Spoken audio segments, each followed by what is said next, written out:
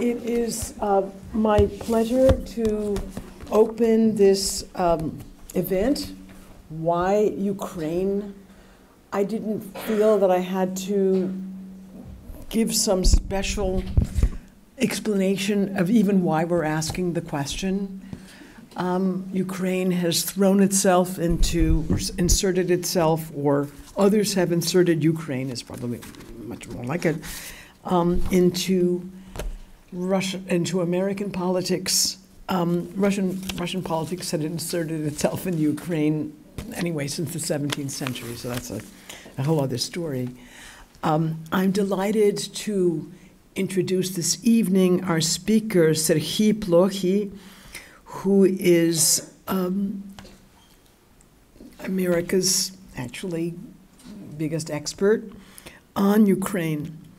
He's the Mikhailo Khrushchevsky Professor of Ukrainian History at Harvard University, and he's the director of the Harvard Ukrainian Research Institute. I don't know how else to put it, but to say that Serhii is actually kind of phenomenon. I don't usually tend toward hyperbole, so it would be hyperbolic and inappropriate for me to compare him to Vladimir Nabokov, who founded the Russian department here at Wellesley College. But this is a man who was born in Russia, raised in Ukraine, got all his important degrees, his undergraduate degree, his kandidatske, which is like a PhD degree. He got a graduate degree also from my favorite university in Moscow in the old days, the Patrice Lumumba University in 1982. And his degree from the Shevchenko National University of Kiev in 1990, and made his way toward Canada. And in these years, which is really like 30 years less, he's published 13 works, which are astonishing in their diversity, in their variety. They're all exceptional works, and they're all in English. It's not his native language. It's like Joseph, well, maybe not Nabokov, maybe Joseph Conrad. That's also quite a name, I would think, right? So there's something very special about Serhii Plokhii and his Catholic tastes and his wide interests. He's published books on the Cossacks, on the Tsars, on the Cossacks, on religion and nation in modern Ukraine, on the origin of the Slavic nations. He's an historian. On Ukraine and Russia, representations of the past, which is something that I'm interested in an academic sense as well. On Yalta, the Treaty of Yalta. It's called Yalta, the Price of Peace, that came out in 2010. On a book called The Last Empire, The Final Days of the Soviet Union. The Gates of Europe, A History of Ukraine, that came out with Basic Books in 2015. Another book on the making of the Russian nation. Last year, a book called Chernobyl, History of a Tragedy, also a very important, of course, topic in Ukraine. And his most recent book, just out, Forgotten Bastards of the Eastern Front. There's a very subtle, low-key title. American Airmen Behind Soviet Lines and the Collapse of the Grand Alliance. An absolutely wonderful book. And if you'd like to learn more about it, then November 12th? Yes. At like 4:30 at the Davis Center at Harvard University. He's going to be presenting something on the book. I will be a commentator.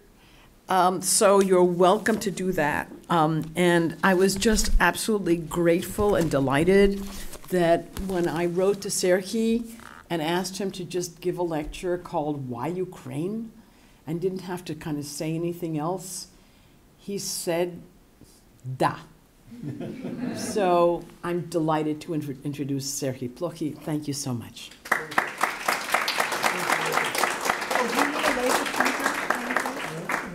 A your pointer? No, it's okay. Okay. It's If fine. you want one, it's in There my will be pocket. there will be no maps. I was told to have one. Well, thank you so much for this wonderful introduction. Whatever I will say now will never match the image that was just presented to you. I want to thank Nina for this invitation. I also want to thank Professor Tumarkin for the wonderful blurb on that book that you just saw, Forgotten Bastards of the Eastern Front. And the event on November 12th will be really extraordinary in a sense that the book is about the American airmen behind the Soviet lines during the war, the Second World War.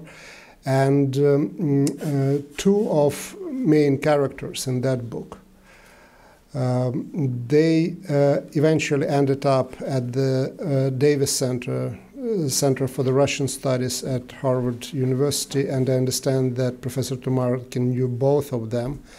One of them, his son, actually will be on November 12th, so they will be, again, about history, about Second World War, about the Russian and Soviet and Ukrainian studies, so all of that will be together, and again, will be in presence of history written, but also in terms of the family history and history of the institution. So again, if you have a chance, certainly please come. I personally look forward to that event. Regarding my today's presentation, never in my life I thought that I would be talking about Ukraine in the context of American politics. There were two completely different departments. They are at any university, and certainly those departments existed till recently in my mind. One was dealing with Ukraine and Russia and Eastern Europe, and another was dealing with the United States. In the last few months, these things came together in a very dramatic way. And the question is why? How that could happen? In the promotional material for that presentation, I saw that there was a quote from New York Times when I was asked to more or less respond to that question. It was from a New York Times reporter, and I told him, first of all, I don't know. And second, if you want a line, here is a line.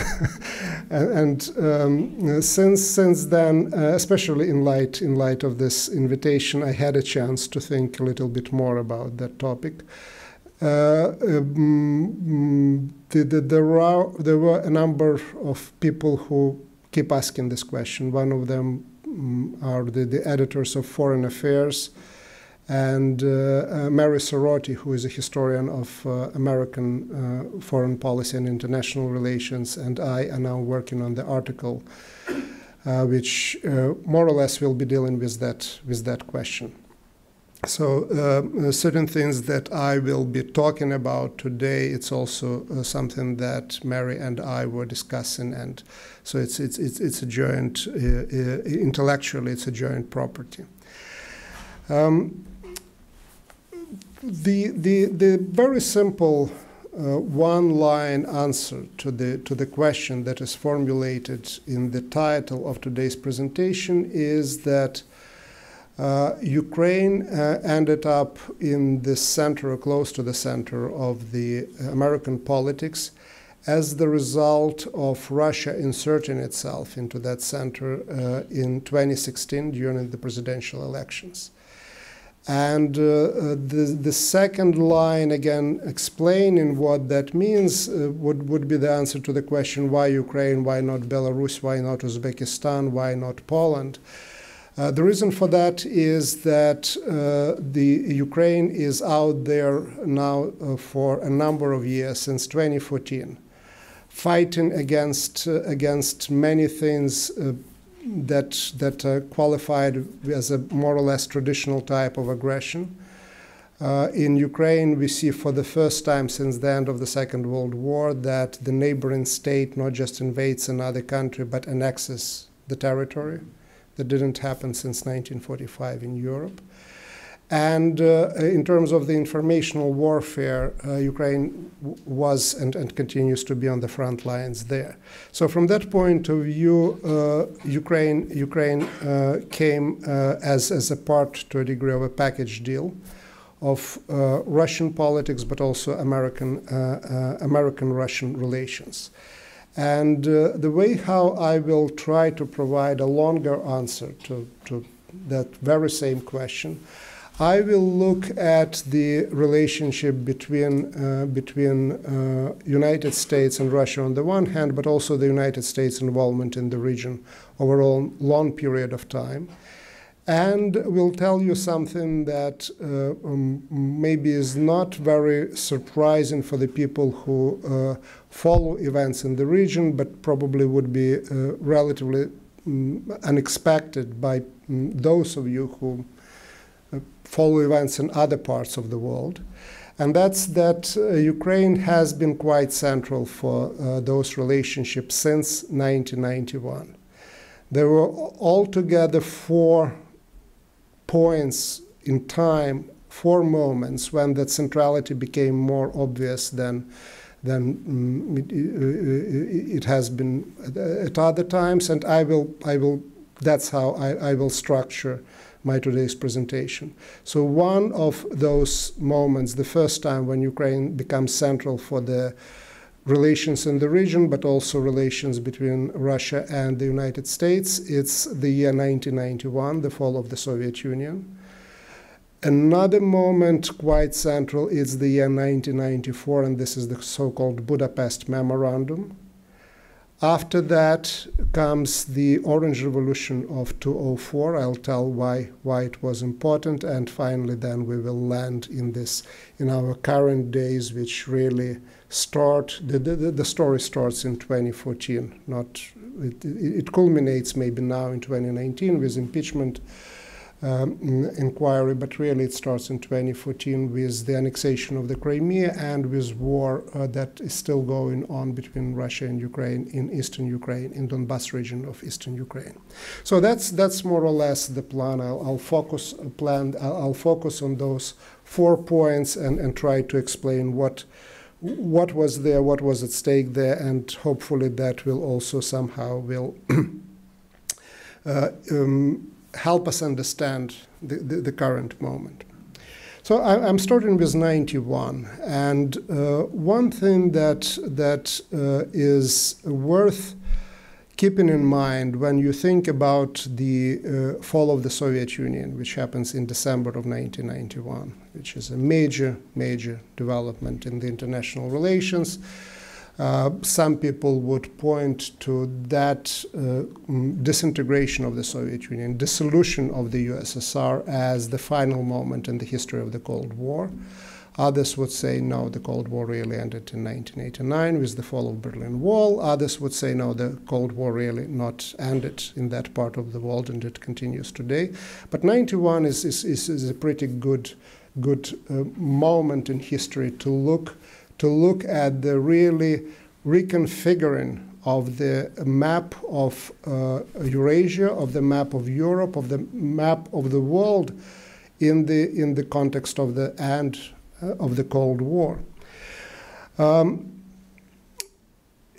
In purely chronological terms, there is a very interesting connection there. So on December 1st, 1991, Ukrainians went to the polling stations to elect their president and to answer the question whether they supported the decision of their parliament to declare independence from the Soviet Union.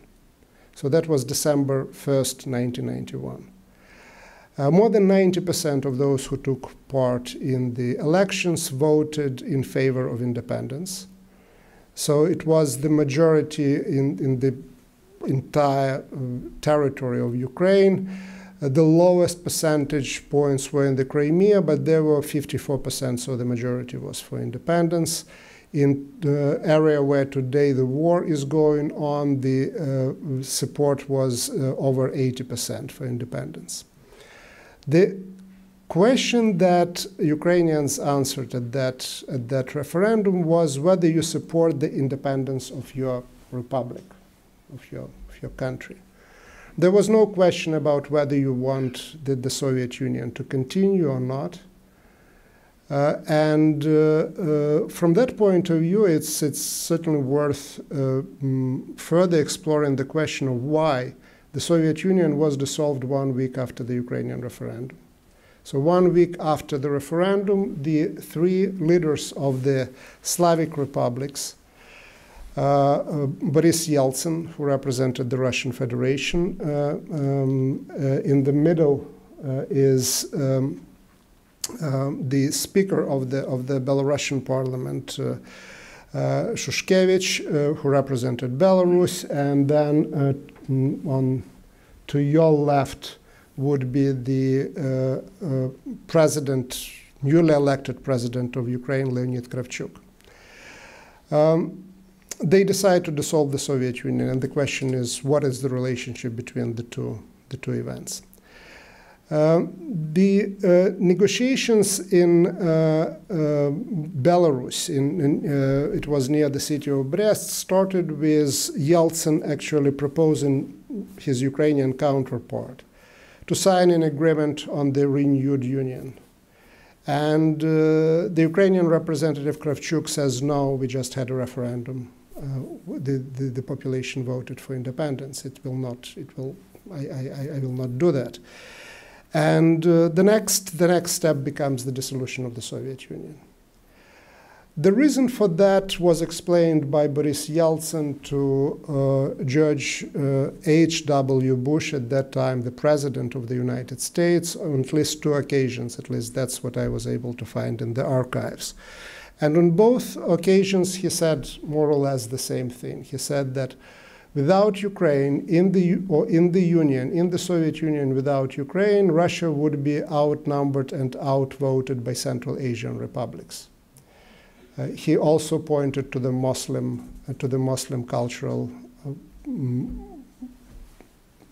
nature of the republics. What Yeltsin didn't mention, but certainly was a major factor in the decision on the part of the Russian leadership not to continue with the Soviet Union without Ukraine, was that Ukraine constituted at that time the second largest economy and the second largest in terms of its population republic of the Soviet Union after Russia itself. So bearing the cost of the empire without the second economy was something that Russia was not prepared actually to do. And that was the moment that really jump-started the process of the reintegration of the Soviet Union.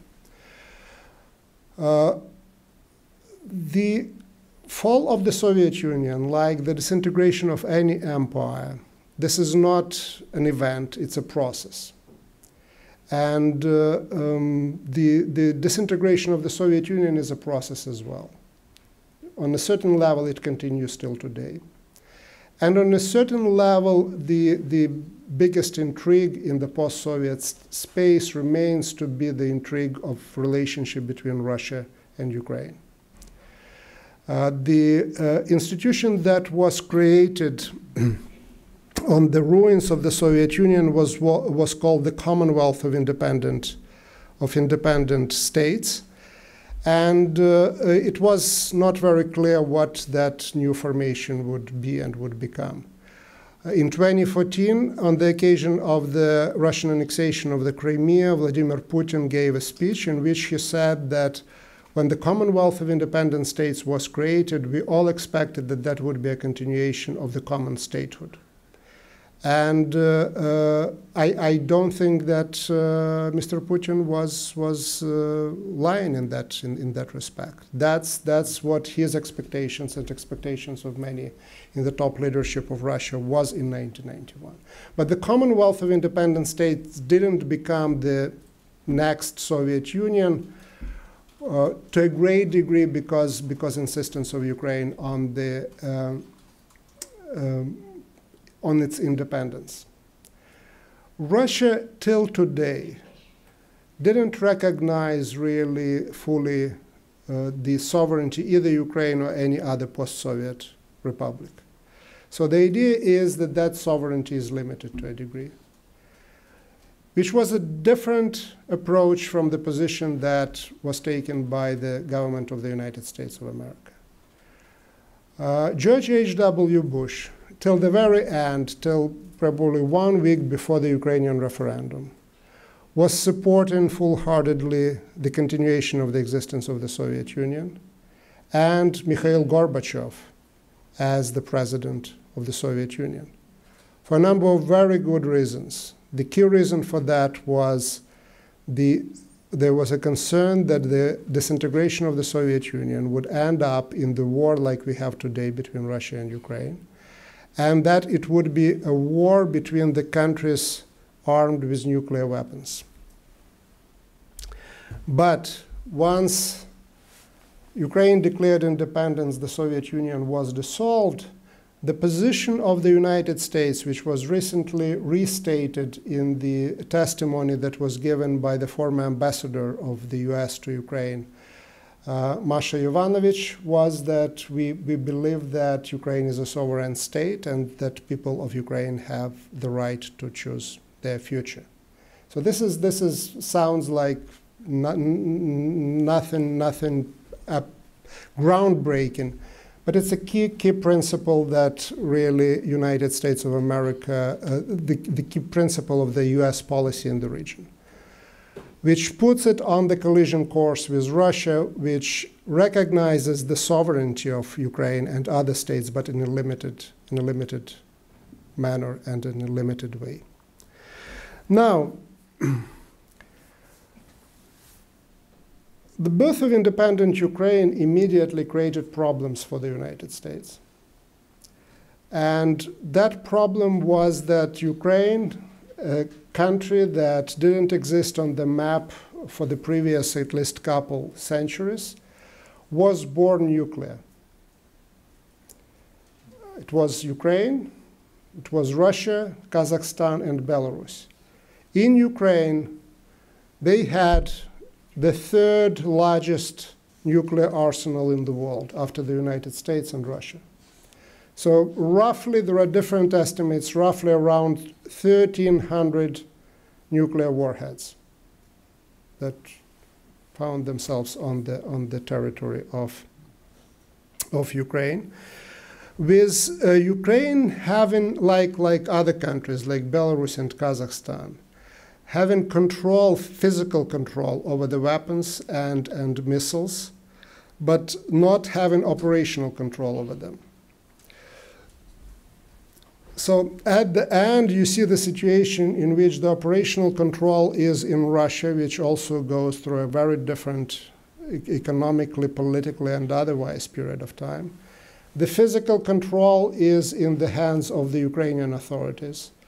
The army that was in charge of that is in the process of disintegration in its own right, and disintegration is happening not only that, okay, now it's Ukrainian army and this is Russian army, but also that it's not clear anymore for the officers from whom they take their orders, what the discipline that was their means, and so on and so forth, whom you swear allegiance to. So it's a very, very difficult moment, especially in 91, 92. There is a contest at that time for the loyalty of the Black Sea Fleet in the Crimea. So the first Russo-Ukrainian tension that comes after the fall of the Soviet Union is directly linked to the fact of whose is the army, whose is the fleet, who is in charge.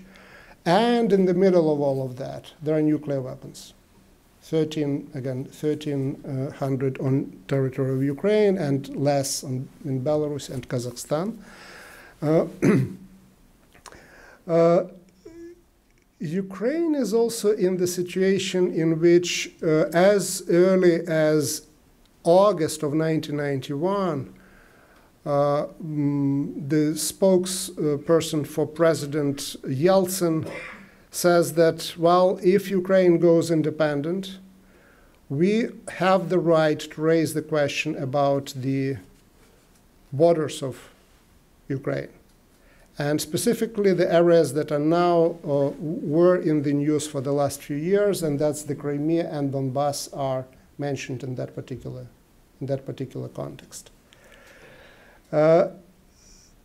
And in Ukraine, you see a discussion that goes all the way up until 1994, or whether this is, given that there are unresolved territorial issues with Russia, whether this is a smart move to give up, maybe not operational, but physical control over the nuclear weapons. And eventually, by 94, the United States creates a common front with Russia and forces Ukraine to give up the nukes. In return, Ukraine gets what became known as Budapest Memorandum, a document that was signed by the United States, by Russia, United Kingdom, France, and China later joined it as well. The document says that in return for the sending the nuclear weapons to Russia, Ukraine will get assurances, not guarantees. It's a big difference in the legal and diplomatic language, assurances of its territorial integrity. So what that means is that the countries that signed the agreement are, quote unquote, for the lack of better words, guarantors of Ukrainians' independence and sovereignty and territorial integrity. Again, there is a difference between guarantee and assurance, but basically those countries are on the guard for sovereignty of that country. I mentioned here my colleague Mary Serhii, who does a lot of research in the American archives on the 1990s and the process of denuclearization, and she found a very interesting document where a Ukrainian diplomat at that time says, okay, we know that Russia will violate this agreement. We just want something to have in our hand when that happens. Another interesting statement that Mary Serhii found in the U.S. archives, it's about the position of Bill Clinton, who in 94 and 95 basically considers that Ukraine and Ukrainian nuclear weapons is actually the most urgent question in the international relations that he had at that time. He inherited that to a degree from the Bush's, that understanding from Bush's Secretary of State, Jim Baker, who told the Democratic team that was replacing them that, okay, guys, this is the most important question that you have at this point. The Ukrainian nukes were pre-programmed to target American cities. So like the rest of the nukes on the territory of the Soviet Union. So it was a big issue. It was solved with the Budapest Memorandum from the point of view of the United States. But what wasn't solved the issue of the real security guarantees for Ukraine. Again, Clinton understood that at that moment. Then, of course, other more urgent issues came into the play. But the issue of Ukraine being left there in the security vacuum became even worse as time progressed. Because what we see by the year 2004 is the enlargement of NATO, which includes the Ukraine's neighbors on the west, and enlargement of the European Union. It's May 2004, which leaves Ukraine really in no man's land. in terms of security, in terms also of economic integration into these European processes that are happening and going around that time. And it's happens, the next flare-up again, and the expansion of NATO and European Union happens already on the watch of a very different Russian leader, Vladimir Putin, who basically went on record, and he is quoted more than once, who considers the Soviet Union to be the biggest geopolitical calamity, if not tragedy, of the 20th century. Of course, there is a lot of events in the 20th century that can compete probably with that for that place in history of the humankind. But that's the perception of Putin, and certainly of his generation of Russian leaders. It was the same year of the enlargement of NATO and enlargement of the European Union that Ukraine explodes in the middle of the Orange Revolution. What is at stake? At stake is a lot of things. Again, it's the question of the economic development. It's the question of corruption, which is a big question in Ukraine. And again, it came in a very profound way into the headlines in the last year and a half.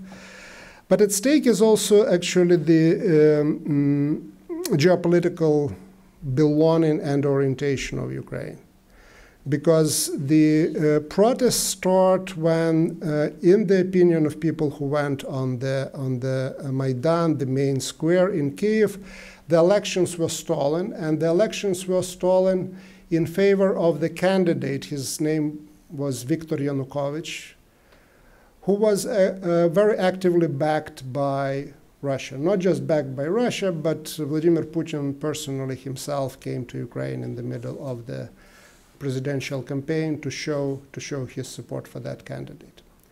And once the protests succeed, and this, what success meant was that a new round of the elections was ordered, which were, according at least to the European and world observers, were free from interference. The candidate who wins the elections, his name was Viktor Yushchenko. He is pro-European and pro-Western president. So there are a lot of layers in that story of the Orange Revolution, but one of them is a geopolitical layer, and again, it is directly linked to the competition between Russia and the common West, either it's European Union or the NATO, for this territory that really, where the security issues, the issues of the orientation, were never resolved since the Budapest Memorandum of '94. So the memorandum was there, but not much beyond those assurances was really in place. Putin's goal is actually stop the drifting of the countries in the post-Soviet sphere toward the Western economic and security institutions. We see the Russian invasion of Georgia, which happens months after the issue of the Georgian and Ukrainian membership in NATO was discussed at the summit in Bucharest. And that's just to you a map, give you a map of the region. The blue countries are the countries that are the members of the European Union. And the orange countries, which include here Ukraine and Moldova, are the countries that have a free trade zone with European Union and are members of association agreement. The membership, not in the European Union, but this association agreement with European Union becomes a trigger for another major crisis in Ukraine that starts in November of 2013 and then goes into the year 2014. So what is behind that story of this new protest in New Maidan, which became known as a Revolution of Dignity in Kyiv, was the issue of the Ukraine's membership not in NATO, not in the European Union, but signing of the association agreement with the European Union. Today we know that the president of Ukraine, Viktor Yanukovych, under pressure from Russia, refuses to sign the association agreement with the European Union after 1 year campaigning for it and given promises to Ukrainian electorate that that's what is going to happen. Then 1 year after that, he goes to the EU summit in Vilnius and comes back saying that I'm not signing that agreement. At the same time, the media writes about a 15 billion loan that is offered by Russia to Mr. Yanukovych and to Ukraine, and that leads to the protests. That leads to the protests. So if the first protests in 2004 were about the issue of elections and stolen elections, this protests in 2013, 2014 are explicitly about the geopolitical orientation of Ukraine and association agreement. So what we see there is that Ukraine essentially is certainly starting with the beginning of this century is a battleground in relations between the common West and Russia. What are Russian goals in that game and in that process? Well, the underlying principle is that, again, there is no really recognition of the sovereignty of the post-Soviet space. It's considered to be the Russian sphere of influence. And what Russia tries to do, it tries to actually be compatible in its relationship in terms of economy and security, on the one hand with the European Union and NATO on the West, and the rise in China in the East. So the idea of the creation of the Eurasian Union. It has different names, it has different formats, and so on and so forth. But basically, the project is of the reintegration of the post-Soviet space, not in the form of the centralized Soviet Union, in the form of much looser community, but reintegration in economic, security, political terms, to a degree cultural terms as well, to be able to compete in this change environment in the world. Now, you remember I started my discussion with talking about the disintegration of the Soviet Union, and that the Ukrainian referendum served as a trigger for the dissolution of the Soviet Union 1 week later after Ukrainian referendum. And the reason for that, I said back then, was that, okay, Ukraine is the second largest economy and in population terms, the second largest player after Russia in this post-Soviet space. So any project of reintegration of the post-Soviet space with that huge hole in the middle, which is called Ukraine, second largest economy, would be certainly questionable, certainly incomplete. And that is one of the reasons, apart cultural and historical, of the importance of Ukraine for Russia in terms of its future, current and future foreign policy. It is also one of the explanations why Putin is prepared to send his troops in Ukraine, why he is prepared to take the economic sanctions, why he is prepared to really put the Russian economy in a very difficult position in that current environment. Again, the answer to that question lies in the importance of Ukraine for reintegration of the post-Soviet space projects. So this is the image of the Russian military in the Crimea, and now the question is why and how all of this story that again has a lot of American connections, but mostly centered in Eastern Europe, mostly centered in the post-Soviet space, how it gets into American politics. Well, the reason is, again, the initiative very much, again, there is a number of ways how that happens. But the biggest issue is, of course, that United States of America is an important player in the region, and it's an important player in the sanctions regime that was imposed on Russia for its annexation of the Crimea and then for launching war in eastern Ukraine.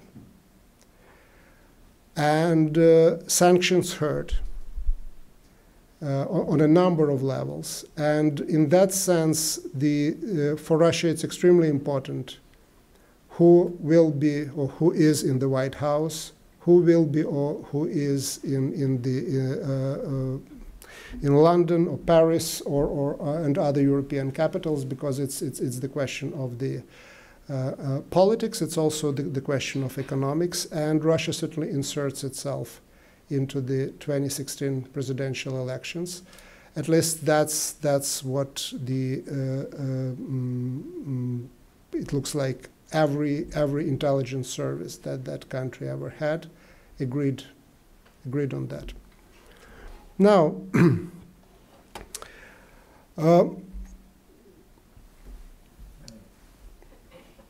the person who connects very clearly and directly American politics with the Ukrainian politics is, of course, Paul Manafort. Paul Manafort managed to serve as a campaign manager for a number of leaders in the world. But most recently, one of them was the former president of Ukraine, Viktor Yanukovych, who was chased out of office by the Revolution of Dignity in early 2014 and is now in Russia. And another president whom he served in the capacity of the campaign manager was, of course, Donald Trump. And it is not I don't know on what level of whether it's proven or not, but again, the argument, quite strong argument, was that the Republican Party changes its platform on the Russia and Russian sanctions and the Russian-Ukrainian war at the time when Mr. Manafort is actually in charge of Trump's presidential campaign. Again, I don't know in legal terms whether this is, as I already mentioned, whether this is proven or not. But again, there is quite a strong argument in that regard. And Manafort brings a lot of baggage in terms of his involvement in Ukraine. He was involved there for a long period of time, working for the Mr. Yanukovych and his party of Regions, which had different relations with Russia. Sometimes Yanukovych is called pro-Russian president, and it's probably oversimplifications. The relations went through different stages, but each time Yanukovych was chased out of the country by the protests, he would find welcoming home in Russia. So at least when it comes to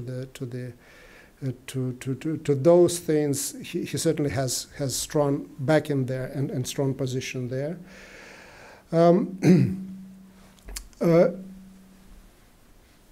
Manafort brings with him to the United States not just a political baggage. He also brings a lot of baggage that would be the best way to define that would be corruption. Ukraine is a country like, in certain ways, like Russia, and probably people here know more about Russia than any other country in that region. It's like Russia in a way of how the privatization of the enormous state enterprise and state wealth took place in that country. In both countries, we see the emergence of groups that are called oligarchs. So the people who amassed, a relatively limited number of people who amassed this enormous wealth. The difference between Russia and Ukraine is that in Russia we have also a very strong authoritarian ruler. Something that at least twice they attempted to do that in Ukraine, but both times it didn't work. It ended in mass protests. So in that sense, the Ukrainian scene is much more chaotic than the Russian one. That comes with some positive things, and those positive things would be that means there are a number of centers of influence. There are different TV channels and different newspapers and different political parties and so on and so forth, which contributes to the pluralism and democratic process in the country. There are also negative things that come with the reality that there are this competing centers and competing oligarchic groups there, which try to look for support not only from the Ukrainian government, but also look for support from government outside of Ukraine. Again, as I already mentioned, in case of Yanukovych and his group, and Manafort was working for them, they have that support in Russia, which can come in terms of political support, financial support, and so on and so forth. Given the growing importance of the United States in the region, other groups are looking for the support from the United States, trying to play the great powers that are present in the region to achieve particular goals, and each of them have agendas. And that is the situation in which the new president of Ukraine, Volodymyr Zelensky, comes in the spring of this year. He wins the presidential elections in a landslide. 73% of Ukrainians voted for him in April of this year. He's a very interesting character.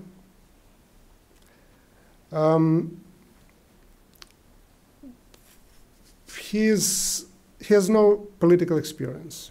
His background, he's a comedian, a successful businessman who built, certainly by Ukrainian standards, in a very honest way, his business, which is quite successful.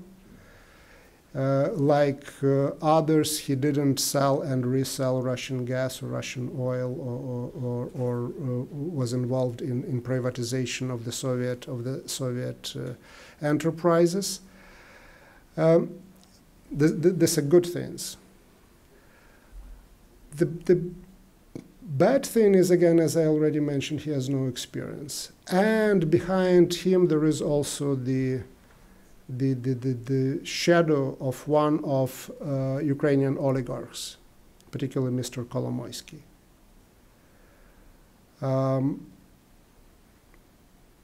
Another oligarch with whom Mr. Zelensky has no connection whatsoever.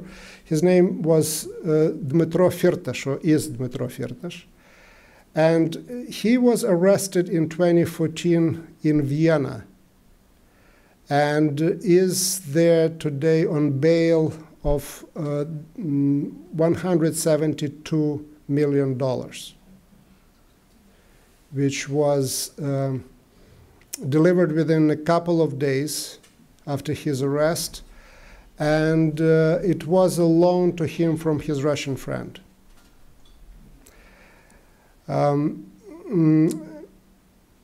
So there are these two oligarchs that are at play today in the current scandal. One is Mr. Kolomoisky, who is very closely linked to the current president of Ukraine, Mr. Zelensky. Another is Mr. Firtash, who is apparently employed the two people who were arrested 2 hours after having lunch with Mr. Giuliani when they were on their way to Vienna, apparently to see Mr. Firtash. How does Mr. Giuliani and the man next to him, Mr. Trump, gets into all this mess? Well, Mr. Trump and Mr. Giuliani are involved for a number of reasons in the game that is called actually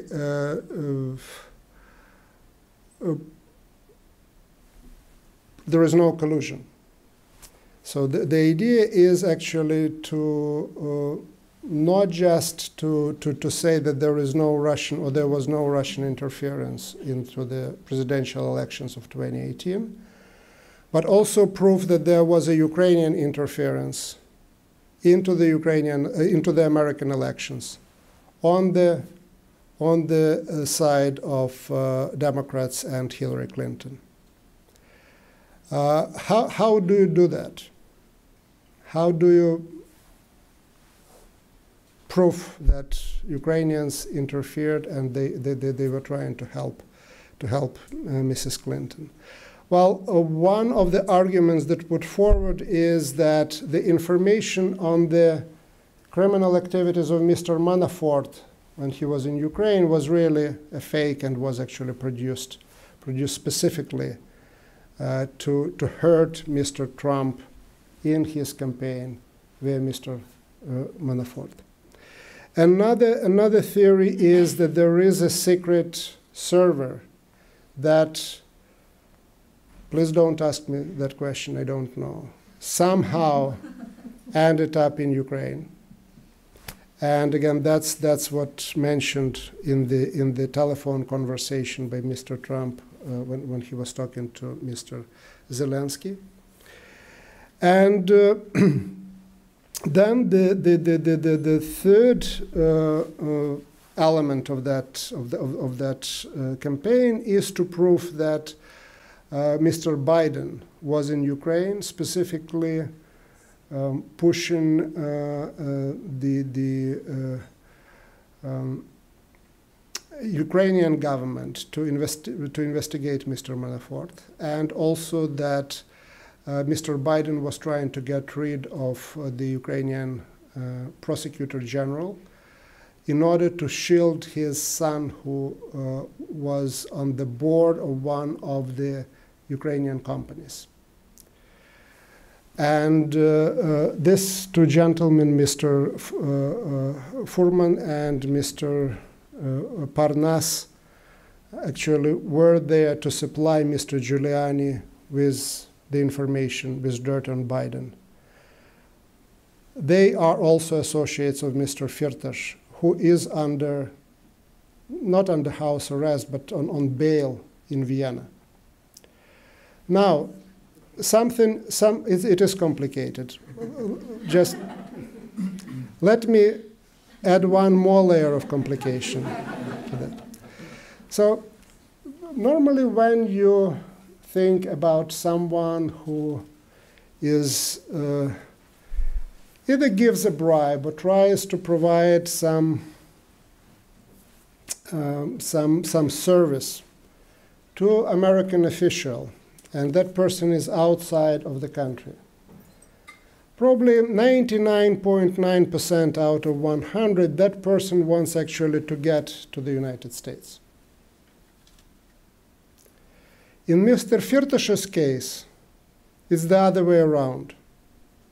He is there providing help and services and trying to be useful to stay where he is away from the United States because there is an extradition order that was filed by the American prosecutors.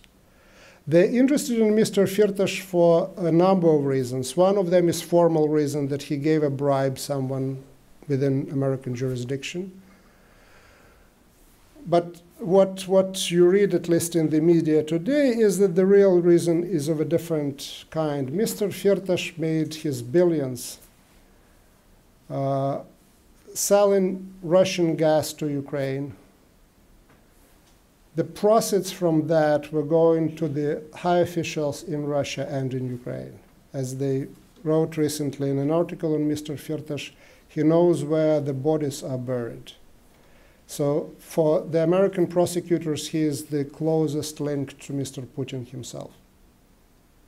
And they want him in the United States. Mr. Firtash doesn't want to go to the United States. And his associates actually are here to help Mr. Giuliani to make sure that Mr. Firtash doesn't come to the United States. Do you want one more layer? Yeah. Go for it.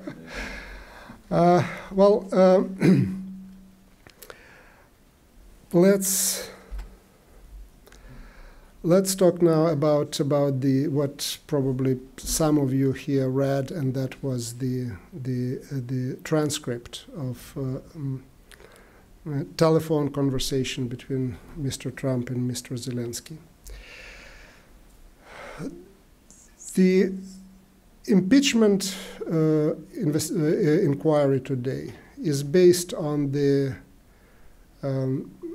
assumption that Mr. Trump ordered to withhold the military aid to Ukraine, which is, it seems to me, close to $400 million or something like that. And now there are also suggestions that some trade preferences were taken away from Ukraine and put on hold until Mr. Zelensky goes on CNN and declares that he has started investigation into Burisma. This is the company on the board of which Hunter Biden was sitting. And Mr. Trump also wanted him to find the server. Mr. Zelensky was in a very difficult position. I think he can, and he kind of promised that, okay, the new Attorney General in Ukraine is his man and he will be looking into that. But there is one thing that Mr. Zelensky can't do. He can't find server in Ukraine. So he got really in a very, very difficult situation there. I read the transcript and I was ashamed by behavior of both presidents.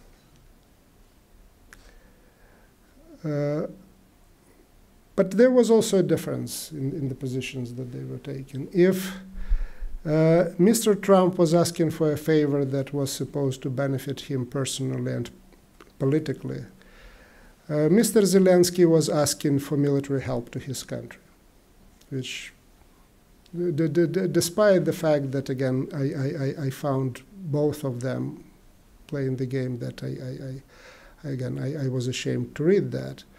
There is that difference. We don't know how long, given the circumstances today, Mr. Zelensky can actually stay where he is right now and not provide that kind of assistance that Mr. Trump wants from him. Ukraine is currently in a very vulnerable position. And on two fronts, it wages war on two fronts. One of them is the war with corruption, which is a real issue in Ukraine. It's also an issue like in any post-Soviet country, but in Ukraine, as I mentioned earlier, there are different centers of power, different newspapers, different TV channels, and so on and so forth. So those centers are in the process of digging dirt on each other, and you have a lot of that in the media. So corruption is real in Ukraine, but also the perception of corruption is probably higher than anybody else because it is out there. It is in the open. It is in those political battles.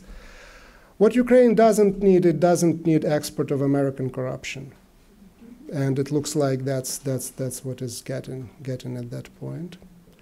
Another major battle that Ukraine fights is in eastern part of the country. The war that is going on there, it's became known as hybrid war. There were two occasions where the Russian troops were thrown into the battle, but other than that, it's a proxy war, very much on part of Russia. Ukraine needs a lot of support there. And it can get that support only if it is bipartisan. So from that point of view, Mr. Zelensky tries to stay as far away from American politics as possible, keep stating that again and again. And given what I just described to you, I don't think that this is just a statement for media, for public. It is not in his interest. It is not in Ukraine's interest to be involved into this politics, into internal politics. It seems from what I read today that there are conflicting signals coming. On the one hand, that there are signals that the bipartisan support is still there. On the other hand, there are signals that Ukraine became such a hot potato in this particular context that it's politically disadvantageous for whatever party or whatever political leader to get involved into anything dealing with Ukraine today, which is of course very unfortunate situation both for the United States and for Ukraine. With the impeachment inquiry going on, it's a I'm pretty sure that Ukraine will stay in the news. I'm also pretty sure that we will probably hear about more people like Mr. Parnas and others associates either of Mr. Giuliani or of Mr. Firtash or of Mr. Kolomoisky. So the story is probably not over. And it looks like that Ukraine and US in that particular place are very unlikely bedfellows to be put in that boat together. Of very different countries with very different history, with very different weight in the international relations, that at least for the next year probably will be linked together. And it looks like that they can get out of that predicament only together.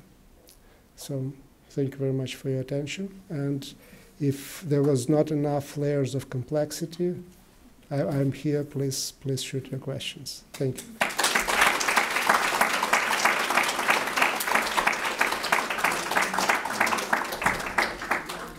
So thank you very much. And we do have time. I think somebody have a mic. Hi. Thank you for your talk. At sort of the beginning when you were talking about the nuclear weapons and who had control over them. You mentioned that Ukraine had physical control over them, but Russia had operational control. Could you clarify what you mean by that? Well, during the Soviet times, Can you hear? I can. Okay.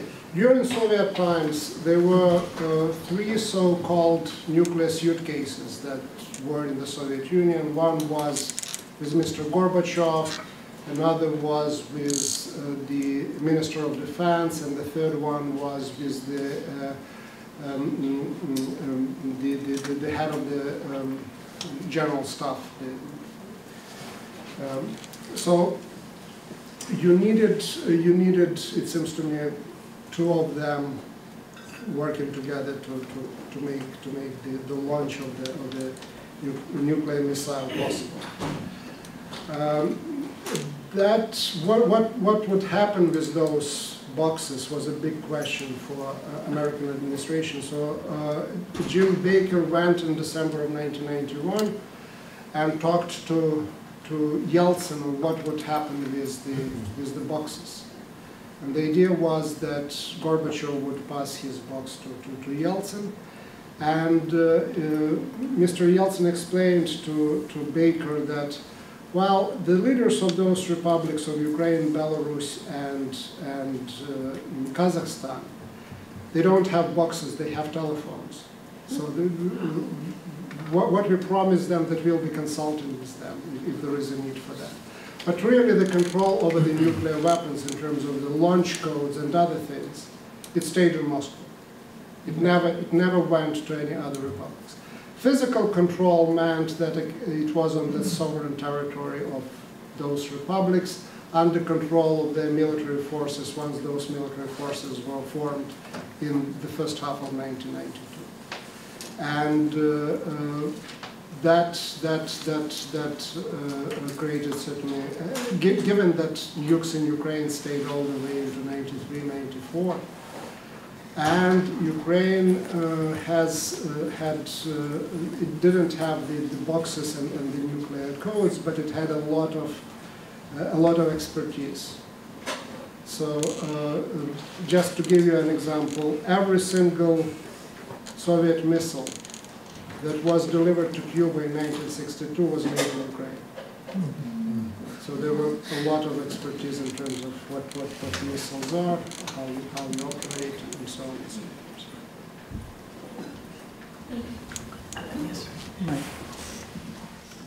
forth. You said in the conversation between Mr. Trump and Mr. Zelensky that you were, I'm not sure the word you used, embarrassed or for both of them. Why so for Mr. Zelensky? What would you have had him say as opposed to what he did say?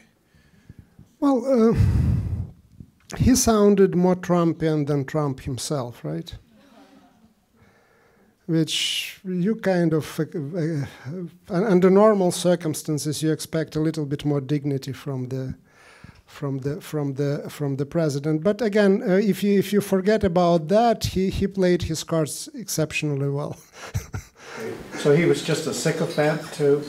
Well, that's how I read that. And again, he comes from. He's a good artist, so he reads his counterparts well, because the way how he tried to play Trump, it was brilliant. But again, it was embarrassing, but. We've had an actor president in our history too.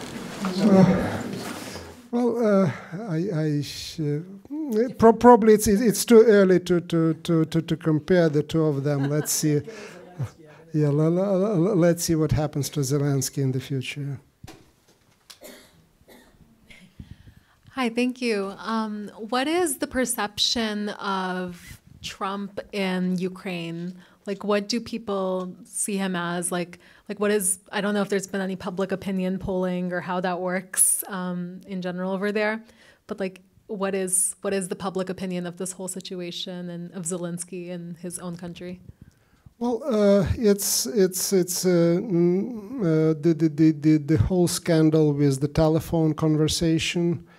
It's no event for the society as a whole. So people who are following things, are involved professionally or otherwise, of course, they understand how serious it is. But the society as a whole doesn't pay much attention to that. The big question is the war. The big question is what will happen with the peace agreements. There were a recent, apparently, again, if one judges by Ukrainian media, Zelensky came really very upset from his visit to the United States. He felt that he was used by Trump, especially given that the transcripts apparently were released without consultation with Zelensky and during his visit, relatively short visit to the United States. And immediately, I don't know whether that was pre-planned or not, but he initiated a number of moves toward the implementation of the Minsk agreements that were signed in 2014. This is on the future of Eastern Ukraine, on the future of Donbass, which created a lot of trouble for him back at home. So there were a number of mass protests, one weekend after another. So there is a lot of dissatisfaction with the way how he proposes to solve those issues.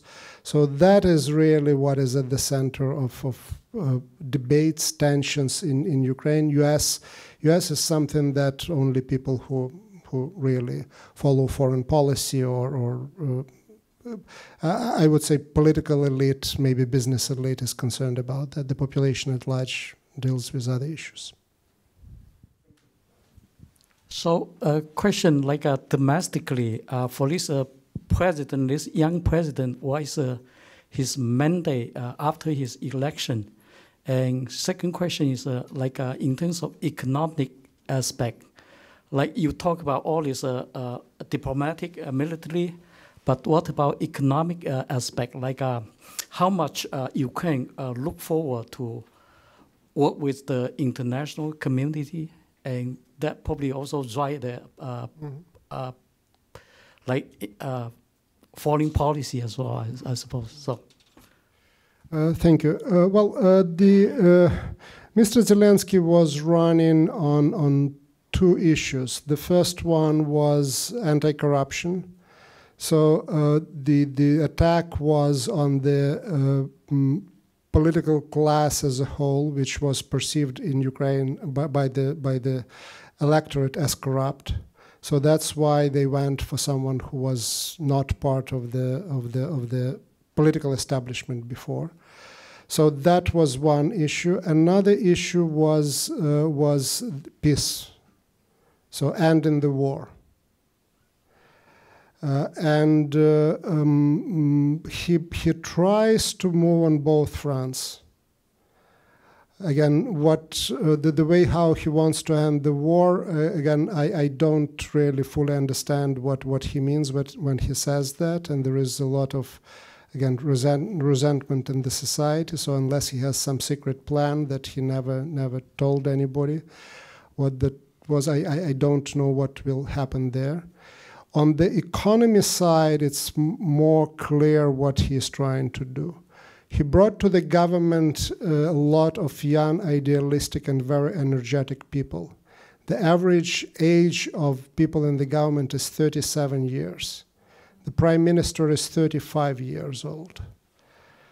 Again, the problem is not much of experience, but a lot of enthusiasm, and they're clean people, basically. His big issue, how to deal with the oligarchs, including with the oligarch who supported him. Today, they went the entire government went to eastern Ukraine, close to the front lines, the city of Mariupol, to have an investment forum there. It's a tough job of attracting investments in the country that is in the middle of the conflict, and where the rule of law is promised but not implemented yet. where the new president goes after the old president and tries to put him in jail, whether for good reason or bad reason. So the signals for business is that the situation is very unstable.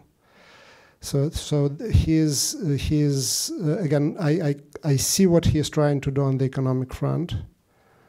I'm very sympathetic toward his efforts there. I'm not very optimistic, but at least it's clear. On the foreign policy front, I don't know, and most of the people don't really fully understand what he's trying to do. Oh, sorry. How did you see Trump's comments that Zelensky should begin dialogue with Putin? Well, the one interpretation of that, okay, you're on your own. Go and negotiate. And it looks like when I was saying that it's not clear what Zelensky is doing, it looks like that maybe that's what is happening. Because he is clearly trying to do whatever it takes to have a meeting with Putin and leaders of Germany and France in the so-called Normandy Forum. So that is clear. When I'm saying it's not clear for me what he wants out of that is that in that forum, Zelensky will have no allies. So again, I understand what he is trying to do, and this is more or less what Trump told him to do, but I don't see what he tries to get out of that.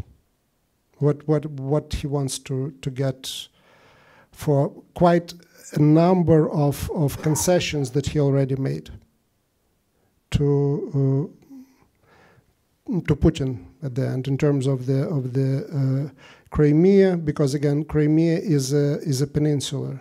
Ukraine is the mainland. So a lot of stuff for peninsula normally to function goes through mainland. And he makes concessions there. And again, it's not the issue of whether he is right or not to doing certain things like transportation or water or something like that. But okay, if this is a move in the diplomatic, in the political game and process, what do you want in return? I don't know. This is a very broad question, but maybe a good one for the ending. So as a fellow Ukrainian, something that makes Ukraine very specific in the post-Soviet region, and that moves me personally, is the vibrancy of the democratic movements that have time and time again come up in the country, right? So the Orange Revolution, the revolution of dignity, right? Every 10 years you have people taking to the streets, demanding their rights, standing up for themselves. And I'm wondering if the pressure, first from Russia, which has been there all along, and now the meddling with the US and all of these things, do you see a kind of fatigue coming in? And how do you see the future, right? Because Ukraine has performed so well and has fought so hard and long for its rights. And is this a kind of end game? Yeah, thanks. Well, I think that Ukraine, yes, I absolutely agree. Ukrainian society is very vibrant. It's what happened in the middle of this war in 2014, 2015, the rise of the volunteer movement. It was just unbelievable, unthinkable. The self-sacrifice of the people. I didn't expect that from individual people, from the society. It was there.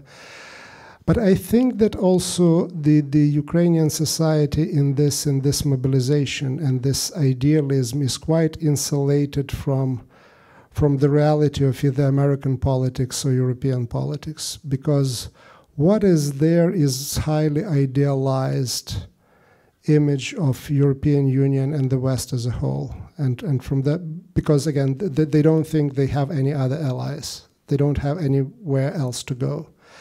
So from that point of view, despite of what is happening now from the American side with Trump, with all these things, Again, it has an impact, but I don't think that it will have a major impact on the Ukrainian society because it's quite idealistic and quite blind to the realities of either European politics or American politics. It's the ideals and the values that are associated with the US and EU that are there at the center of their activism. And I don't think that will change. At least I hope that will not change. If I could just use this mic to ask a question, sort of coming at Ukraine both from the American and the Russian perspective. So, what do you think? What do you think that President Trump sort of imagines when he talks? Well, of course, he always talks about the Ukraine. He doesn't even know how to call it. But what do you think he has in mind when he envisions that country? That's one thing. On the other hand, I'll tell you some other time why I spent quite a bit of time this past summer with ultra-nationalist men in Russia this past summer who had horrible things to say about Ukrainians and really, really do talk about them as fascists. So I wonder whether, sort of any response to the Ukrainians look at Russians as fascists, Russians look at Ukrainians as fascists, so that's sort of the Russian-Ukrainian popular aspect, and what does Donald Trump think? Those are two questions. Thank you. Well, first of all, I don't know what Mr. Trump thinks, but it's a short answer. The longer answer is, he very much perceives the world through his own ego and his own interests. And Ukraine, this is trouble for him because that's Manafort. That's bad thing. So he is very open to the ideas that either Mr. Orban or Mr. Putin or anybody else tells him about Ukraine, that this is basically it's a bad place. Yeah.